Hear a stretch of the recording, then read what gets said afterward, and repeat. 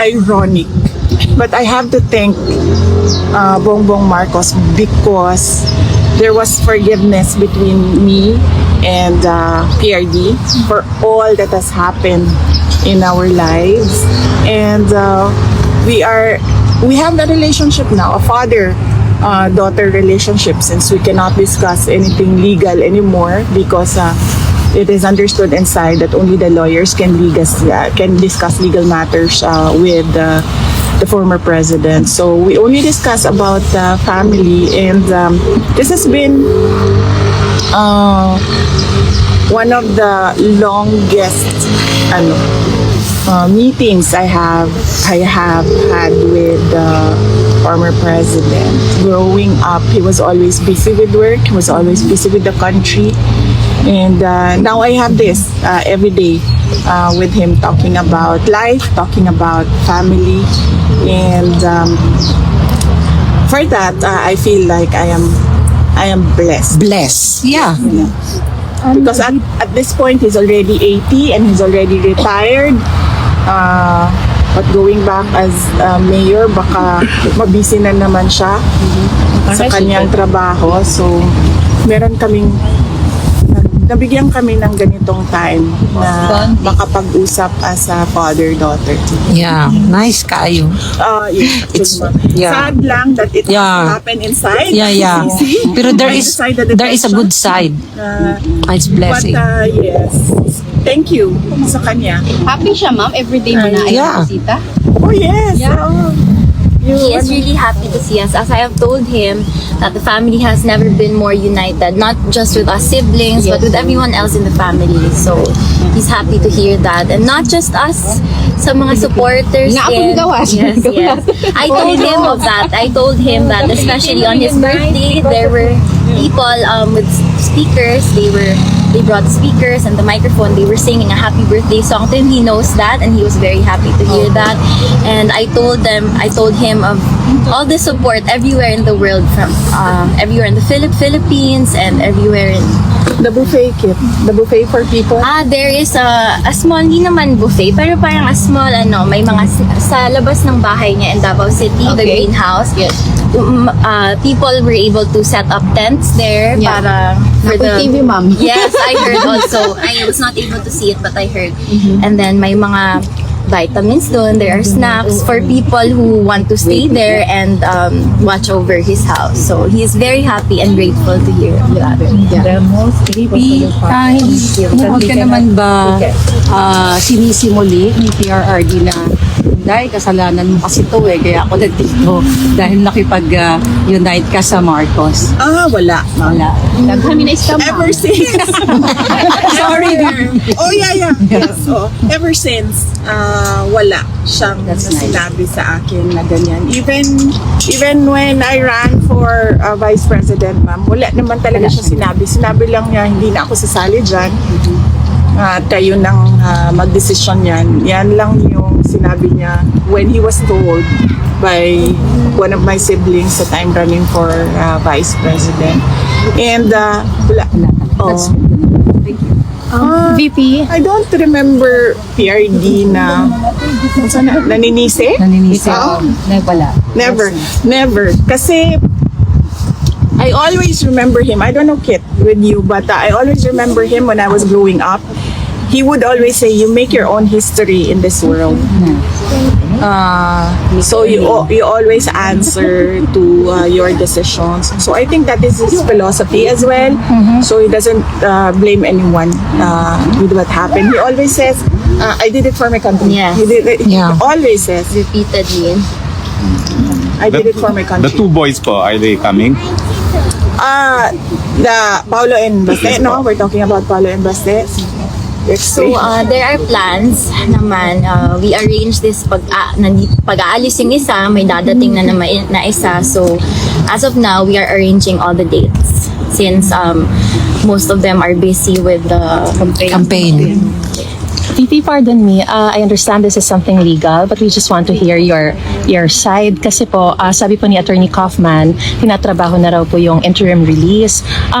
Meron pa po ba kayong nakikitang balakid before filing one, or how soon will you file this?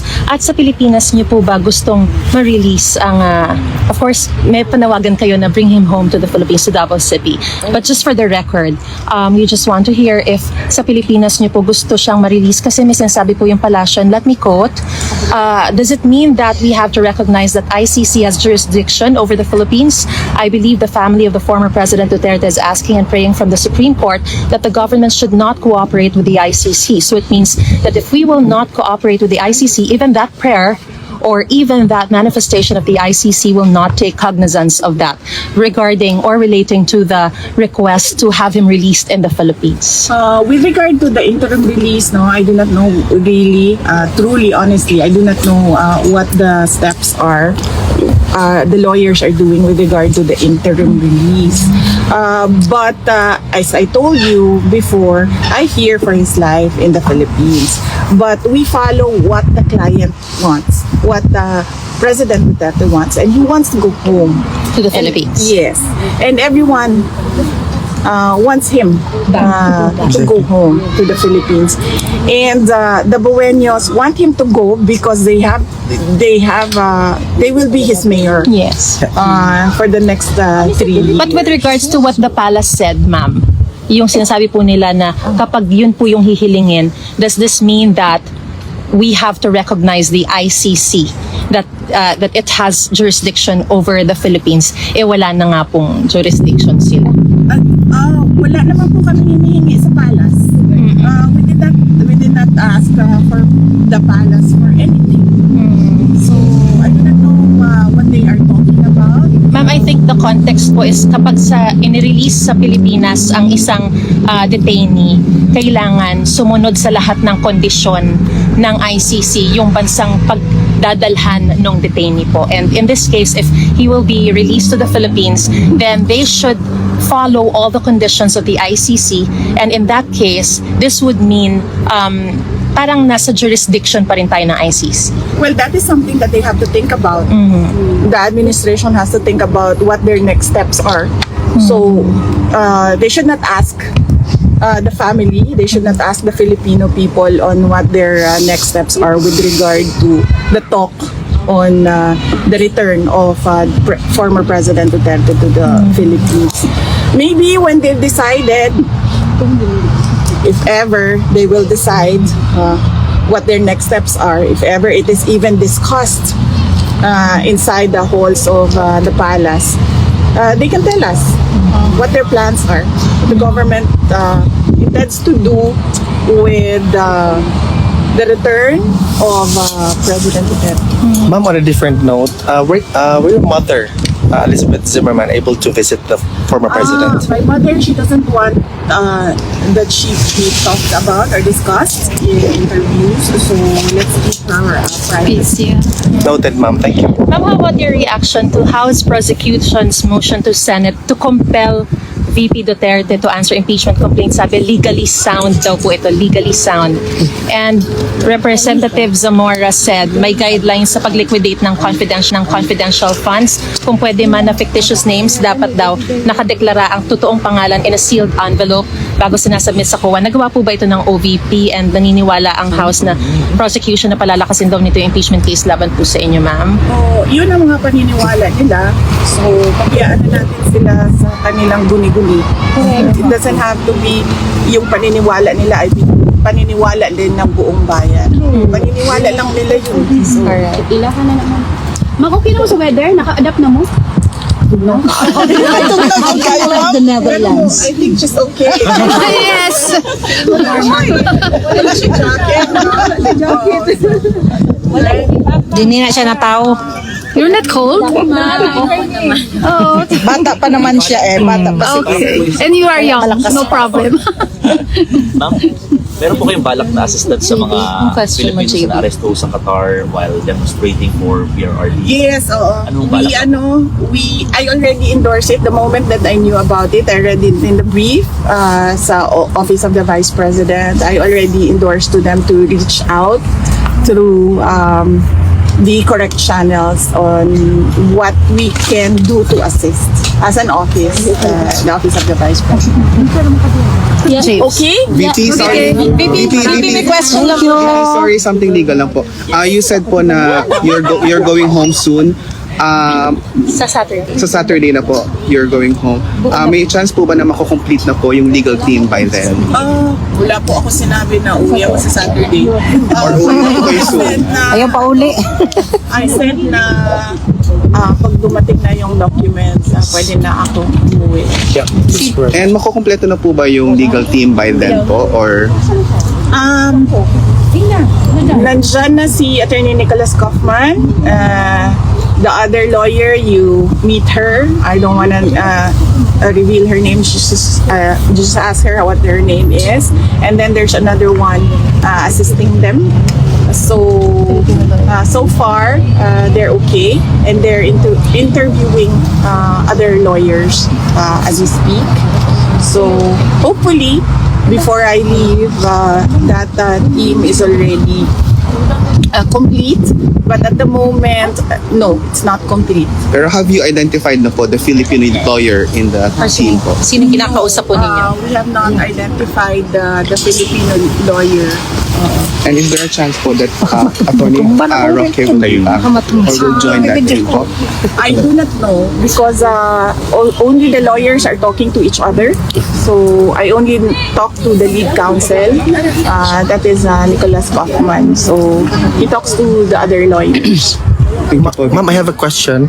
May message po ba si former president sa mga supporters niya right now, or is it still Yes. the same? May message siya para sa supporters. So of course, he just wants to extend his gratitude to all of his supporters from all over the world, and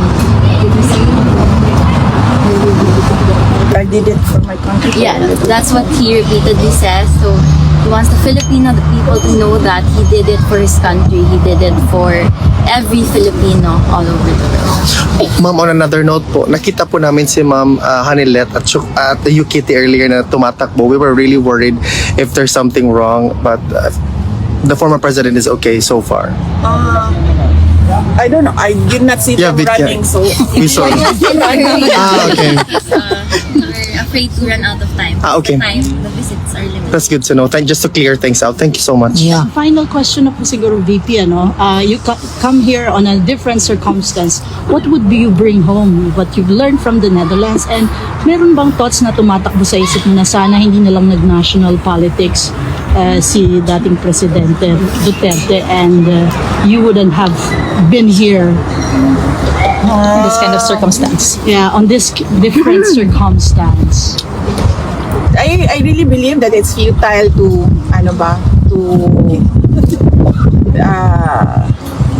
regret decisions made in the past, because I believe that everything happens for a reason. So whatever it is, Baka tayo matumba. Okay, masaya. Yan Relax na. Okay na, ma'am. Okay na, ma'am. Relax na.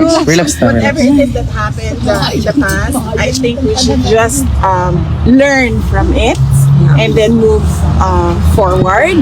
So what is my takeaway for the Netherlands? Unang-una, ma'am, ang dami nilang options dito. Meron silang tram. Tram is it, no? Yes, ma'am. Yes, that's correct. Yes, meron silang tram, meron silang bus, and then meron silang train, and then they bike, and then Meron ding they metro, can ma'am. walk. Metro And also. metro. So that's 6 options for mobility. Correct.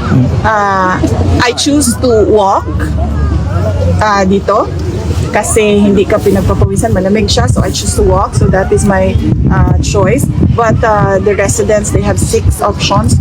In the Philippines, ma'am, just mahirapan pa yung bus, ma'am. Walang train, walang tram, walang metro, wala lahat. Mainit. So, alam mo yon. Tricycad lang, ma'am. Pag nandito ka, nakikita mo yung kawalan doon sa atin. Sa Pilipinas. Yes, that's nako-compare mo. Yes. That's I have a question for Katie. Miss Katie, hello. Mahalika po. Ano yung greatest advice or best advice ni former President Duterte sa'yo? Like he always says, there is a time for everything. So I think he means to tell me to take everything at my own pace, and so as long as I'm doing good, as long as I'm doing no harm. And he laughed, Kit, diba? Yeah. Na kailangan niya umuwi kasi kailangan niya takutin yung boyfriend. So another reason for him to come home. Yeah. Need to, ano man tawag niya? Pinipigilan. Kilatisin, ma'am, kilatisin. As a daughter, no, yung advices sa'yo na pwede rin matutunan ng mga batang kasing edad mo o mga Pilipinong kabataan na pwede mong i-share sa iyong mga kababayan. What advice from him? Yes. Ayun, there is a time for everything. So, growing up, I was always in a hurry. I felt like I was running out of time. My mind was all over the place. I was anxious about so many things. But now that I'm turning 21 in a few days, so I learned to take time to breathe, to slow down, and to just trust in God's time and take everything at my own pace. Sure. Are you gonna celebrate your birthday here, Kitty? Yes. Advance happy birthday and thank you. Thank you. Kitty, have you been to the tulips field? I'm not sure, ma'am, because I'm still not familiar with the places here. But we did see tulips on the way there. So if you want, I can recommend the Tulip Barn. Yes, ma'am. The Tulip Barn. Thank So you. magandang maganda. Thank you. Thank you, ma'am. Very much.